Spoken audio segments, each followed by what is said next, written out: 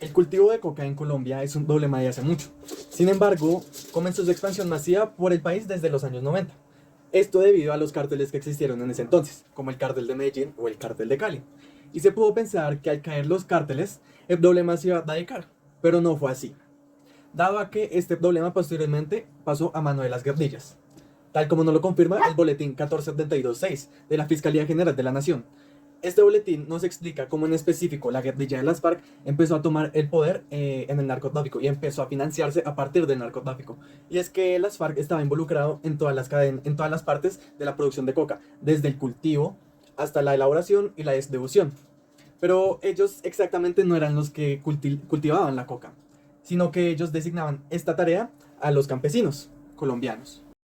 Y todo esto nos genera una pregunta: ¿por qué los campesinos decidían cultivar coca? Muchos de ellos, es cierto, eran obligados por las guerrillas a cultivar. Sin embargo, la mayoría lo decidían por voluntad propia, y hoy en día esto se sigue presentando. En un artículo titulado Un total incumplimiento, la desesperanza de los campesinos ex cocaleros colombianos, publicado en el reconocido noticiero France 24, nos cuenta la historia de un líder comunal y un campesino cocalero, llamado James Murillo. Él anteriormente fue nacido en el Chocó, pero por la violencia colombiana tuvo que desplazarse a otro sitio del país. Se desplazó al municipio Calamar, en el Guaviare. Él nos cuenta que nunca decidió dedicar sus cultivos de coca, tras los acuerdos de paz, dado a que no existía otra fuente de sustento viable en la zona en donde él vive, en el Guaviare. Esto debido a la precariedad de las vías y la poca electricidad y la poca fiabilidad que genera esa electricidad. Todo esto genera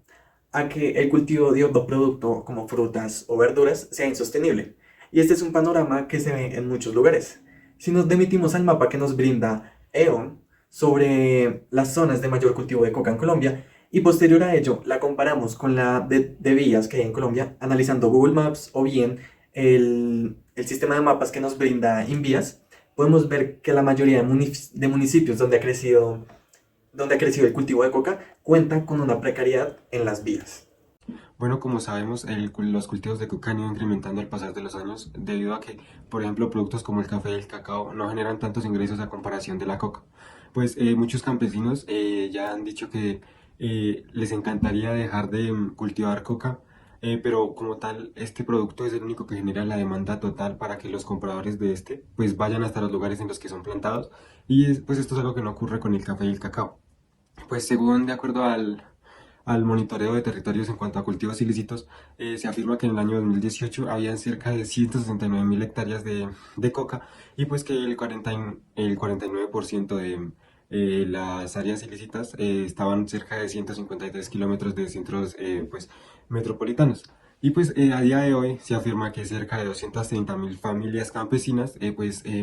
se sustentan por medio de cultivos de coca. Es decir que la cifra ha aumentado a un nivel altísimo. Si tenemos en cuenta toda la información anteriormente presentada y que en realidad hay un número bastante grande de comunidades y específicamente de familias que dependen del cultivo de coca o en general de sustancias que no son del todo legales, para sobrevivir, podemos entender por qué estas comunidades tienen cierta resistencia a permitir que sus cultivos sean erradicados y por consiguiente se encuentran al margen de la ley. El abandono del Estado ha sido total en ciertas comunidades, como la presentada en la entrevista, y en el método persona, que solo les ha quedado seguir cultivando, por lo que debe ser bastante aterrador y bastante desconcertante que ahora se les pida no solo que lo dejen de hacer sin ningún tipo de garantía explícita o anteriormente implementada o propuesta, sino que aparte se les pida que encuentren otra forma de sustento legal que claramente antes no han encontrado. En nuestro mini contexto, el productor de coca no solo podría verse o situarse como un principal usuario de la solución que queremos encontrar, sino también se ve como una víctima de las circunstancias, una víctima de la historia de nuestro país. Como sabemos, llevamos 60 años en guerra, que ha afectado principalmente a comunidades en el área rural, y de los mismos gobiernos que no les brindaron el acompañamiento y los recursos necesarios para subsistir de manera legal. Es por esto por lo que al ponernos en sus zapatos entendemos su situación y queremos ayudar a mejorarla, e idealmente erradicarla por completo, garantizándoles el respeto a sus derechos y brindándoles oportunidades, ya sea utilizando y transformando estos productos para comercializarlos de manera regular. Dos ejemplos claros que tenemos de esto es la extracción y transformación de la hoja de marihuana en aceites, gotas, cremas que se utilizan para diferentes dolencias físicas y enfermedades, o la transformación y extracción de harina de la hoja de coca. que se utiliza para cualquier tipo de producto de repostería, productos alimenticios, cualquier cosa que se pueda realizar con harina normal, harina de trigo, podría cocinarse o utilizarse con harina de coca.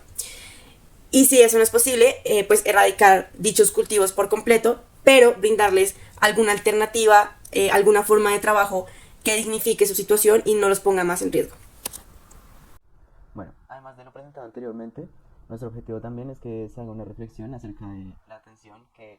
el gobierno y el Estado le da a los campesinos, ya que como se ve en la entrevista, estas comunidades en muchas ocasiones han quedado desamparadas o no reciben el suficiente apoyo por parte del gobierno,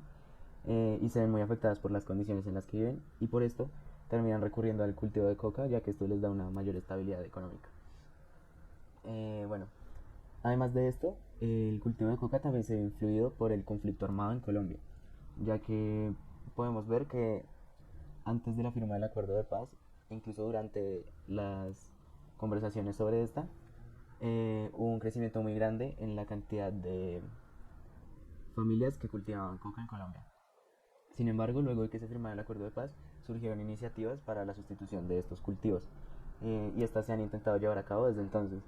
Por ejemplo, en 2017 se ideó un plan de reconstrucción en el cual a las primeras 50.000 familias que realizaran la sustitución voluntaria de esos cultivos se les daría un incentivo de aproximadamente $325 mensuales en el primer año luego del abandono del cultivo. Y además de esto, una variedad de subsidios para que pudieran cultivar nuevos productos e instruir a los campesinos más jóvenes sobre el crecimiento de estos mismos. Bueno, aunque el conflicto no deja de ser un problema, y así como hay beneficiarios, también una parte de la comunidad no quiere abandonar voluntariamente el cultivo de coca. Y esto conlleva a